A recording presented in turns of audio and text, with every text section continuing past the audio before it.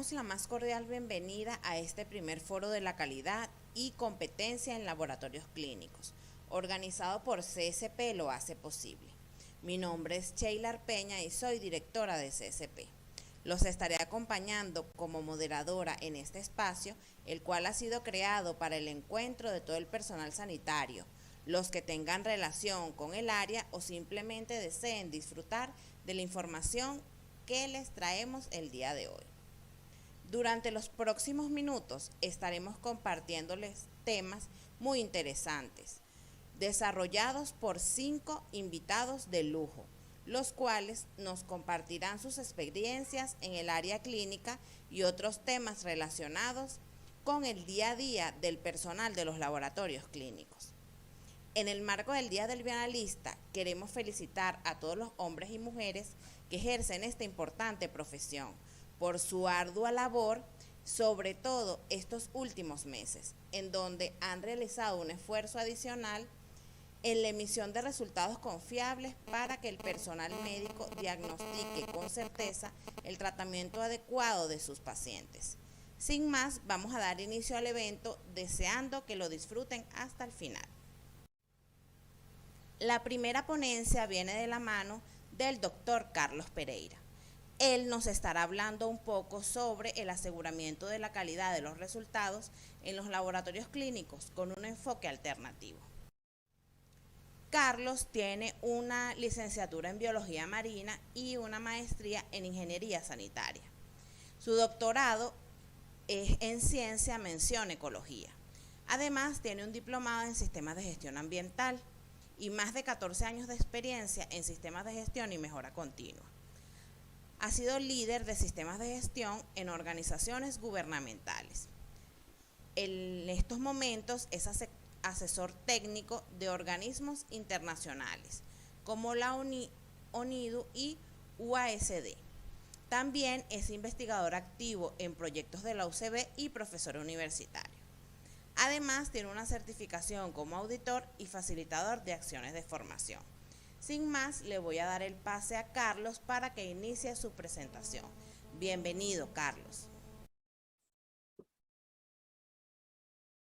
Sheila, gracias por esa presentación.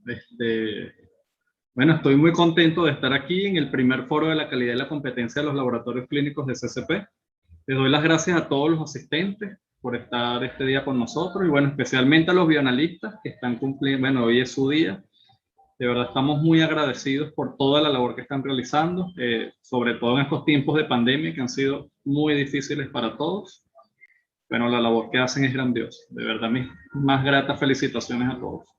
Bueno, la presentación habla sobre el aseguramiento de la calidad de los resultados de los laboratorios clínicos con enfoques alternativos. La llamé de esta manera, debido a que de esta manera los llama la norma ISO 15189, que es este estándar internacional que establece los requisitos para los sistemas de gestión de la calidad para los laboratorios clínicos. Bueno, el objetivo de esta presentación es compartir información sobre el aseguramiento de la calidad de los resultados que emiten los laboratorios clínicos con énfasis en estos enfoques alternativos. Durante la presentación vamos a hablar sobre algunos conceptos generales sobre la calidad, sobre el aseguramiento de la calidad, las normas relacionadas al aseguramiento de la calidad. Bueno, no pretendo hablarle de todas las normas, pero sí mencionarle algunas instituciones muy importantes para que rigen esta materia, hablarle sobre el control de la calidad, tanto interno como externo. Bueno, una estadística básica empleada en los métodos de aseguramiento de la calidad. Es una estadística que a pesar de ser bastante sencilla, es muy potente y nos permite tomar decisiones muy importantes.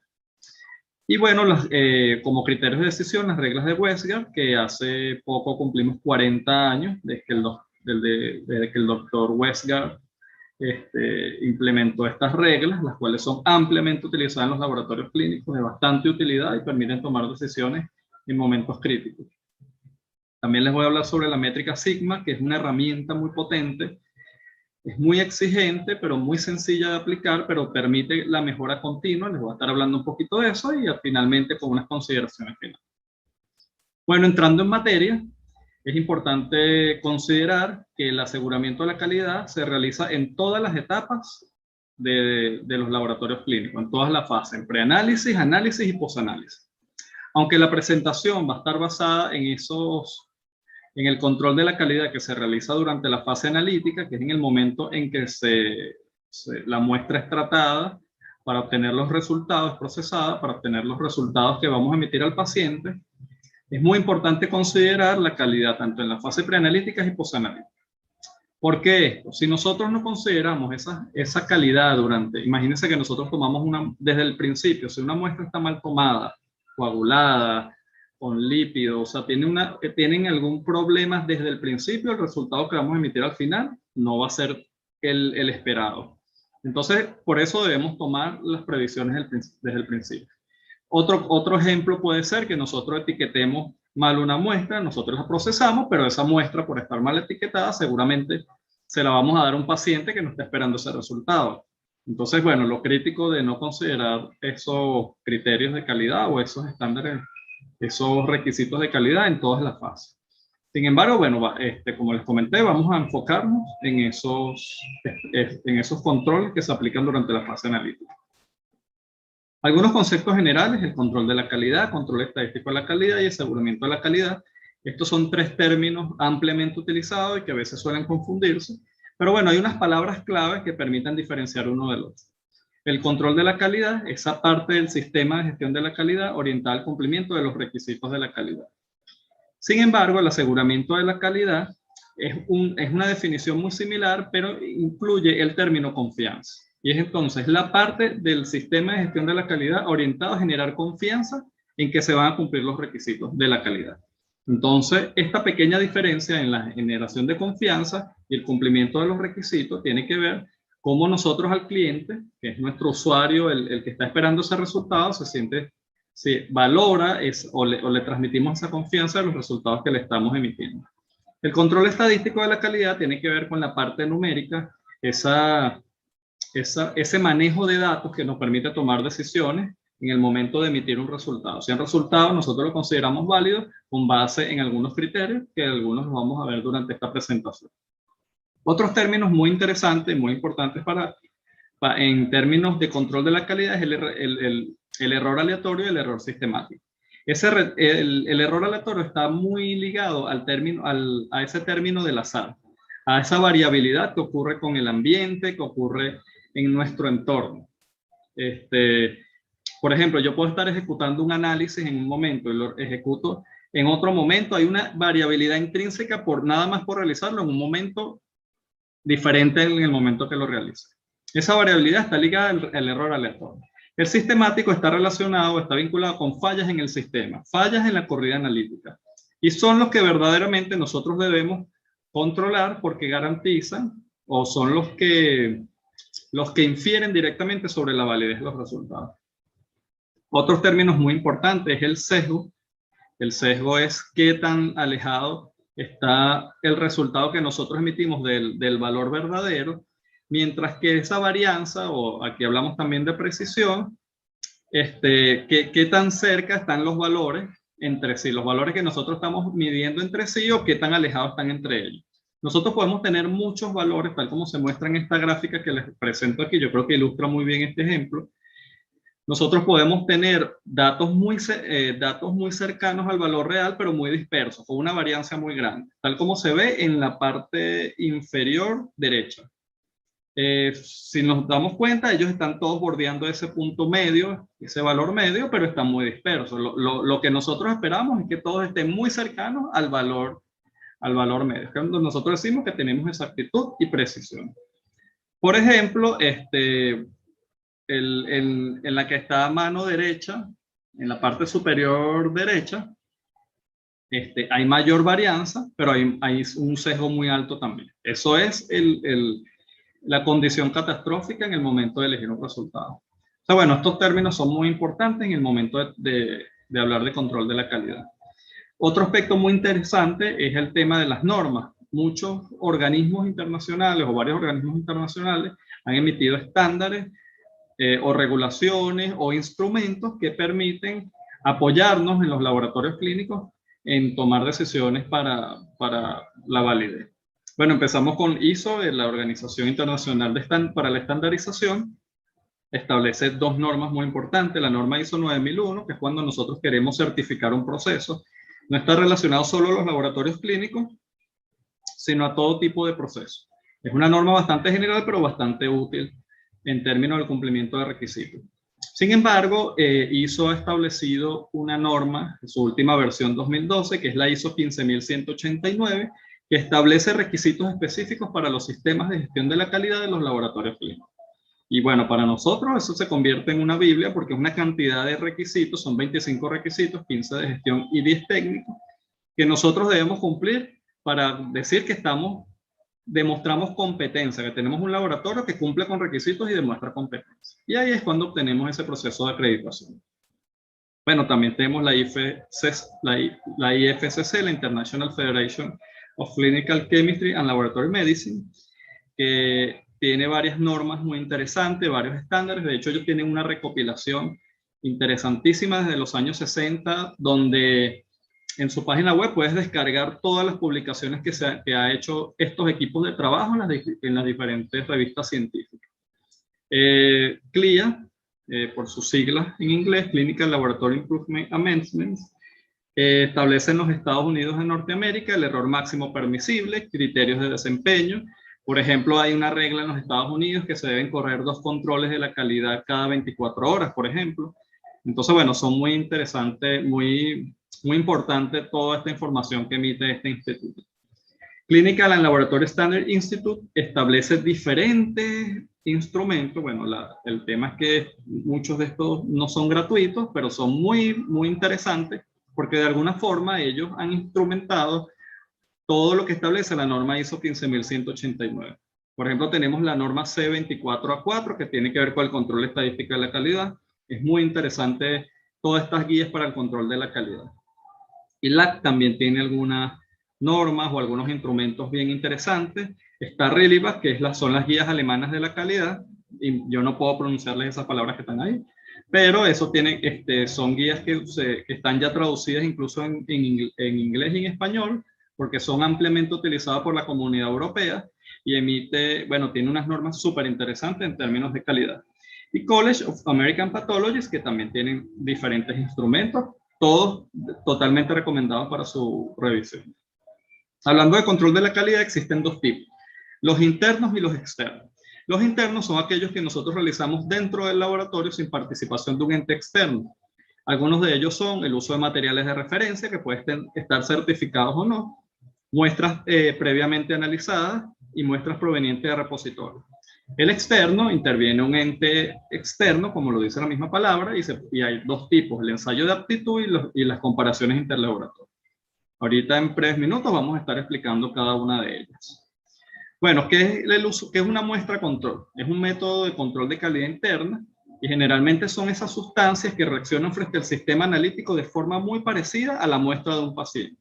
Estas pueden ser obtenidas en el laboratorio, por ejemplo, un pool de muestras de varios pacientes que tienen valores normales, o puedes requerirse por una casa científica, solicitarle una casa, comprarse por una casa comercializadora, y generalmente estos pueden venir congelados, líquidos o liofilizados.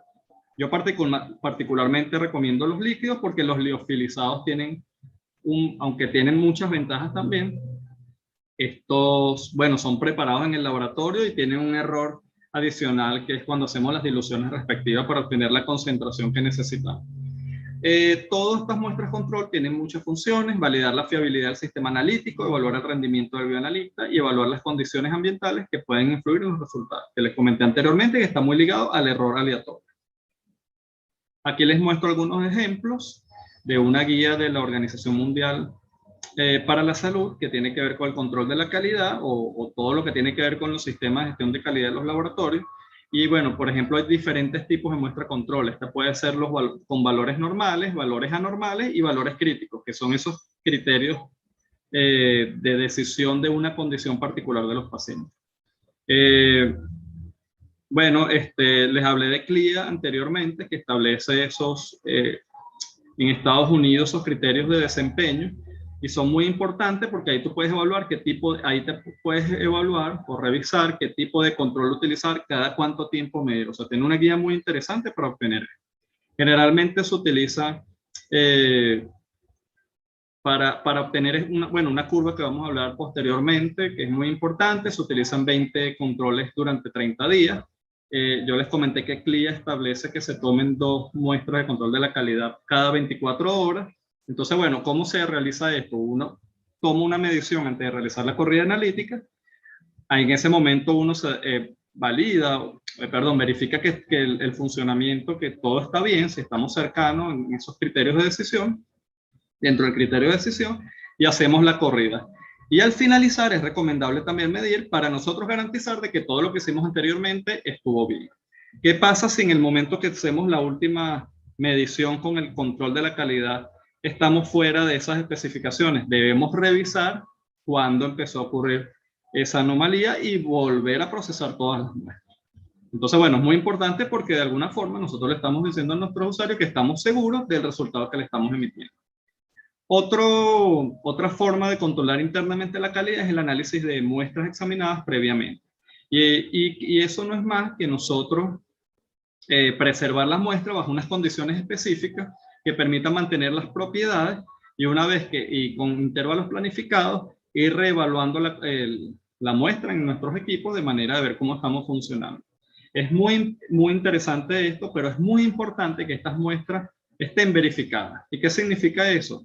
Que nosotros en algún momento verifiquemos con un material de control de la calidad que lo que estamos midiendo ahí corresponde al valor esperado. Eso es muy importante.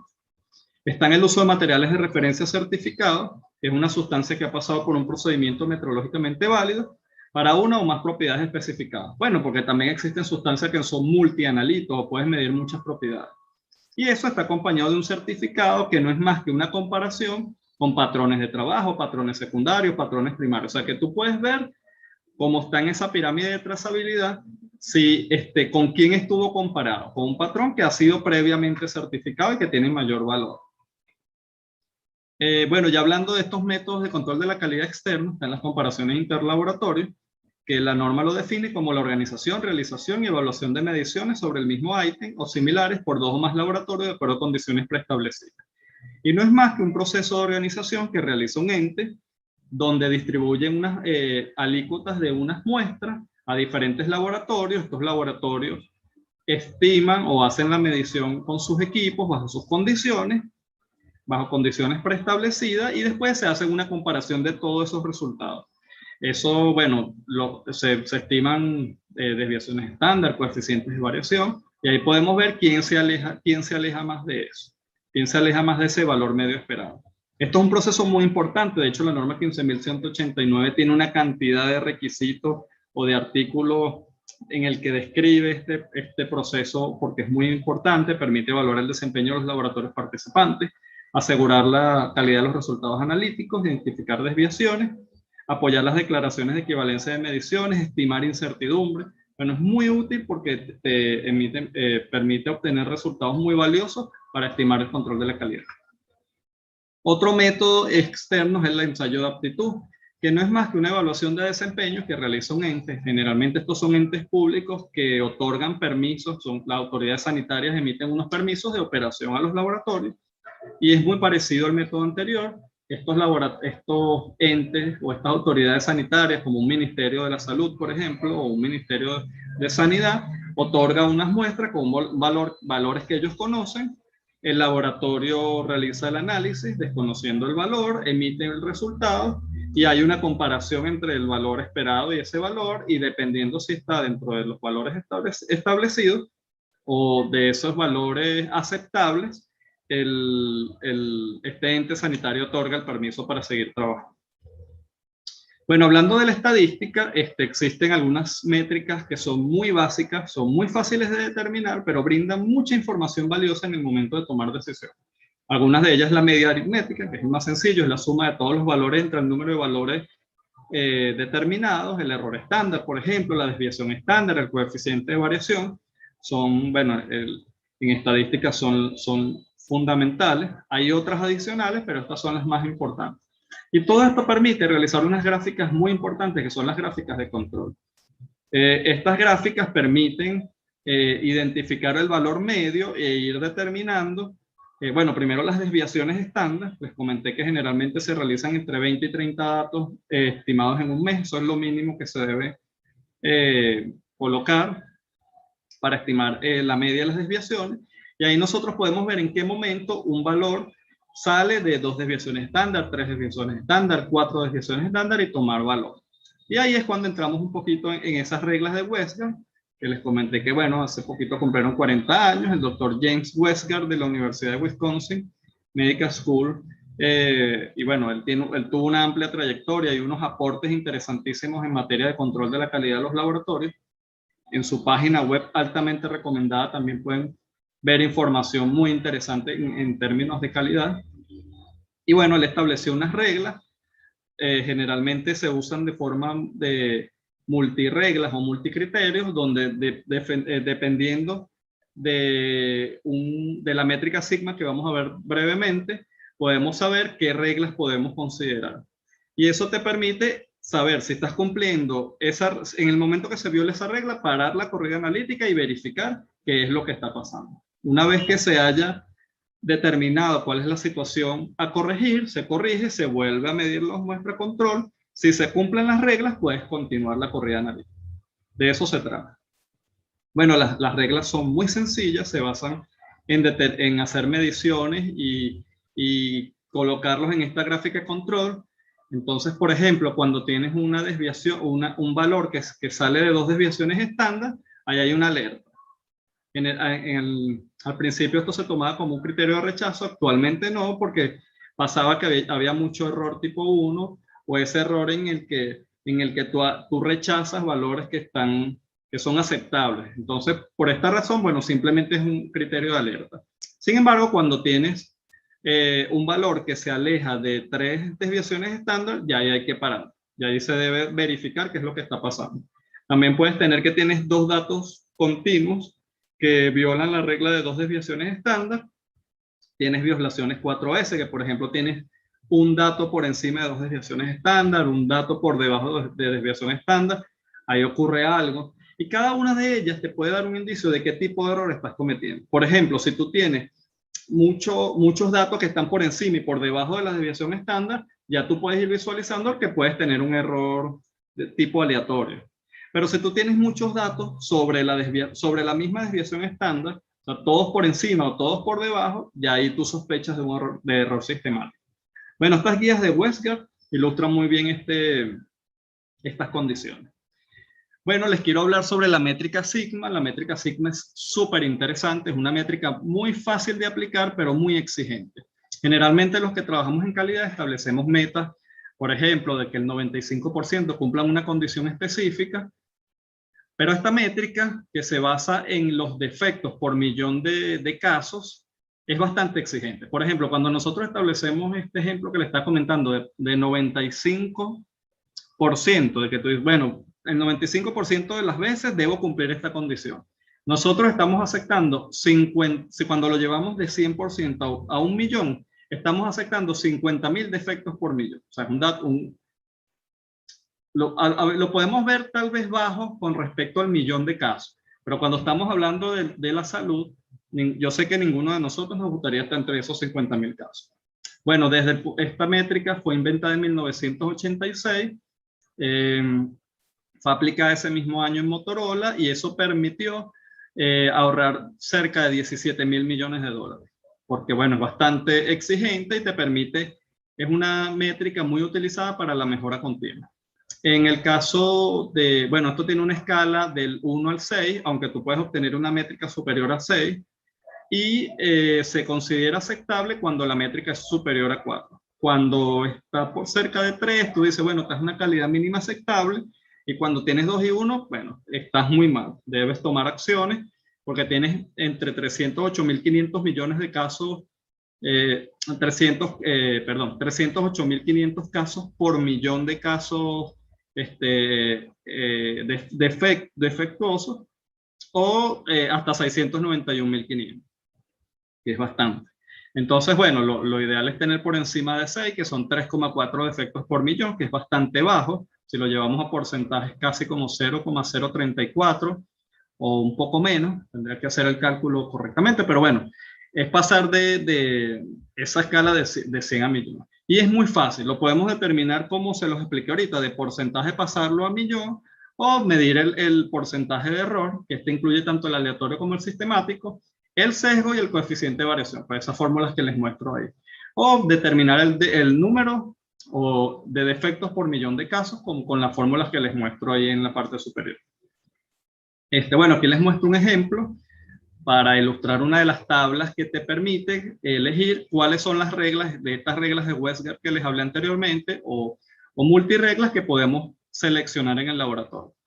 Y hay una consideración, bueno, hay varias consideraciones importantes en este caso. Primero, que la probabilidad de rechazo o de falso rechazo debe ser menor al 5%. La probabilidad de detección de errores debe ser mayor al 90%. Y que a medida que nuestra métrica sigma sea mayor, nuestras reglas van a ser menos estrictas. ¿Qué significa eso? Que, por ejemplo, si yo tengo un valor de sigma muy bajo, yo tengo que establecer criterios más fuertes para aceptar o rechazar una muestra. Aquí les muestro un ejemplo. Por ejemplo, si yo tengo un valor de 4,5, ahí les punteo una línea roja en el valor de 4,5 sigma, tal como se ve en la parte superior de la gráfica. Ella cruza con la gráfica de 0,9. Todas las gráficas que estén por debajo, o sea, que estén en la parte derecha, sí, en la parte derecha de esta intersección, ya están rechazadas. Y todas las que están en la parte izquierda pueden aceptarse. Sin embargo, la primera regla, como está aquí en el cuadro a mano derecha, generalmente se rechaza porque ahí tiene una probabilidad de falso rechazo del 7%. Y recuerden que les comenté anteriormente que debería ser inferior al 5%. Entonces, bueno, suponiendo esta condición, ya rechazamos las últimas 4, las 4 que están en la parte inferior de la tabla y la primera, tal como se los muestro en esta gráfica. Y me quedan solo esas 3. ¿Cuál elegiría de estas 3? Bueno, la que primero tengo el valor, las probabilidades de falsos rechazos están entre 3 y 4%.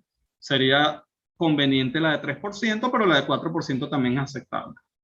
Y en este caso, elijo el criterio más sencillo, o la regla más sencilla, que es la tercera de esas que no están sombreadas en rojo, la tercera de arriba hacia abajo, que es simplemente cuando en el momento que yo me salga o esté por encima de 2,5 desviaciones estándar o por debajo de 2,5 desviaciones estándar, yo debo verificar qué es lo que está ocurriendo y validar nuevamente verificar mis resultados. Perdón. Entonces, en esto se basa la decisión. Entonces, bueno, es una herramienta bastante potente, bastante exigente y que ayuda muchísimo, no solo a los laboratorios clínicos, sino a muchos procesos a mejorar continuamente, hacer cada día buscando esa perfección, esa utopía que nos permite ser mejores. Bueno, ya finalizando mi presentación, bueno, importante que los laboratorios clínicos establezcan mecanismos para asegurar la calidad de los resultados que emiten. Aquí me voy a la última consideración para enlazarla con es que los resultados que emiten los laboratorios clínicos son muy importantes para que el médico pueda hacer un diagnóstico acertado y recetar un tratamiento adecuado. Entonces, muchas veces, esta es la herramienta básica para que el médico pueda tomar una decisión correcta. Si los resultados no corresponden a la condición del paciente, imagínate, cualquier cosa puede recetar el médico y empeorar la condición del paciente. Entonces, es muy importante, es sumamente importante. Bueno, les comenté que el control de la calidad no solo se implementa en la fase analítica, les di varios ejemplos sobre la fase preanalítica y postanalítica. Entonces podemos estar haciendo todo bien desde que tomamos la muestra, tomamos el resultado, pero si al final nosotros no anotamos el resultado correcto en la parte postanalítica, que cuando estamos procesando los datos, en el informe no colocamos el resultado correcto, se perdió todo lo que se hizo anteriormente. Bueno, le mostré diferentes técnicas para asegurar la calidad de los resultados y que su selección va a depender de muchos factores, entre ellos las condiciones del laboratorio. Eso incluye condiciones financieras, equipamiento, disponibilidad de equipos, disponibilidad, por ejemplo, yo les recomendé mucho las comparaciones interlaboratorios, pero si no hay forma de realizarlas, porque no se organizan comparaciones interlaboratorios en su país, en la ciudad donde ustedes se encuentran, bueno, difícilmente se pueda realizar. Y bueno, ampliamente les recomiendo el uso de la métrica Sigma. Su implementación les va a permitir mejorarse, primero medirse de una forma sistemática con otros laboratorios y consigo mismo, y saber cómo están trabajando, o sea, saber qué deben mejorar y tomar decisiones adecuadas para mejorar la calidad de los resultados. Bueno, nuevamente felicidades a todos los bienalistas, darles las gracias por estar aquí, por acompañarnos durante toda esta jornada que tenemos el día de hoy. Bueno, aquí les dejo mis redes sociales. Los invito a seguirnos en CSP Lo Hace Posible. Generalmente, constantemente estamos generando material muy valioso para los laboratorios clínicos, para sus sistemas de gestión de la calidad. Y bueno, muchas gracias nuevamente. Me despido y bueno, dejo esto en manos de Sheila. Gracias por todo. Hasta luego.